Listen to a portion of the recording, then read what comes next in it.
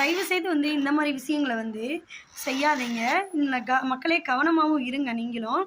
நம்ம நெருங்கி பழகிய ஒருவராக இருக்கட்டும், நம்ம சொந்த பந்தமாக இருக்கட்டும், ரத்த பந்தமாக இருக்கட்டும், யாராக வேணாலுமே இருக்கட்டுமே, அவங்களுக்கு ஒரு கஷ்டம் அப்படிங்கிற வரப்போ நம்மக்கிட்ட வந்து கேட்பாங்க. நான் இதே டைமிங்கில் கரெக்டாக நான் செஞ்சுருவேன் அப்படிங்கிற விஷயத்த வந்து உங்கள்கிட்ட சொல்லுவாங்க. தயவுசெய்து நம்பாதீங்க. சரி, ஒரு மாதம் கட்ட முடியலை அப்படின்னு ஒரு சூழ்நிலை வந்துருச்சு அப்படின்னா, அந்த ஒரு மாதம் நம்ம விட்டுடுறோன்னு வைங்களேன். அப்புறம் வந்து ஒரு ஊருக்கு வர வேண்டிய சூழ்நிலை இருக்கும். அப்போ ஊரில் இருக்கும்போது அவங்க சொல்லுவாங்க, நம்ம பிழைக்க போன ஊரில் வந்து நம்ம கொடுத்துருப்போம்.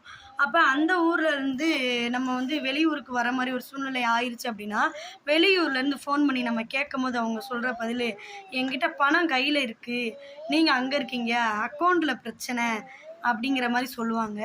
திருப்பி வீட்டுக்கு போனோன்னே என்ன சொல்லுவாங்க, எங்கள் வீட்டுக்கு வந்து தெரியாமல் வாங்கியிருப்பேன், அதனால வந்து வீட்டுக்கு வந்துட வேணாம். அப்போ என்ன பண்ணணும் நீங்கள் கவனமாக, புருஷன் பொண்டாட்டி அப்படின்னு இருந்தாங்க அப்படின்னா, ஒருத்தர் வந்து காசாக கேட்டு வரும்போது புருஷனுக்கு தெரியாமல் பொண்டாட்டிக்கு கொடுக்குறதும், பொண்டாட்டிக்கு தெரியாமல் புருஷனுக்கு கொடுக்குறோம்.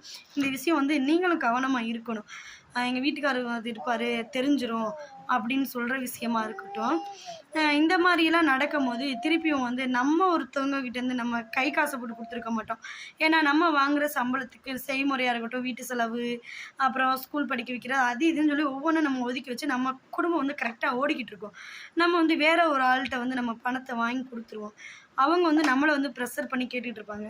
அப்போ நம்ம ஃபோன் பண்ணி, நீ என்னப்பா இப்படி சொல்லிகிட்டு இருக்க, எதா சொல்கிற, கையில் பணம் வச்சுருக்கேன் என்ன, அப்புறம் கேட்டால் பேங்கு சர்வேர் பிஸிங்கிற, அப்புறம் வீட்டுக்கு வர வேணாங்கிற, என்னென்னமோ கதை சொல்லிக்கிட்டே இருக்கியே, நீ கொடு அப்படின்னு கேட்டால் அப்புறம் சொல்லுவாங்க ஒரு விஷயம், ஏன் உங்ககிட்ட காசே இல்லையா, நீ காசு வச்சுக்கிட்டே தான் நீ வேணுக்குன்னே போய் சொல்கிற, ஏன் உங்ககிட்ட வந்து நான் கடனாக வந்து நான் வாங்கியிருக்கலாம், கடனானா வட்டி குட்டி அந்த மாதிரிலாம் கிடையாது, சும்மா செலவுக்கு இல்லை அப்படின்னு கேட்பாங்களா, அது மாதிரி நான் வாங்கியிருக்கலாம், ஆனால் வந்து உங்ககிட்ட தான் காசு இருக்குல்ல, அவங்க கேட்டால் அந்த காசை நீ போட்டு கட்ட வேண்டியதானே, அப்போ நீ வச்சுக்கிட்டே என்கிட்ட காசு கேட்குறதில்ல, இல்லாதவட்ட நீ கேட்குறதில்ல அப்படின்னா இது எந்த அர்த்தத்தில் வந்து மக்களே நியாயமாக இருக்கும்?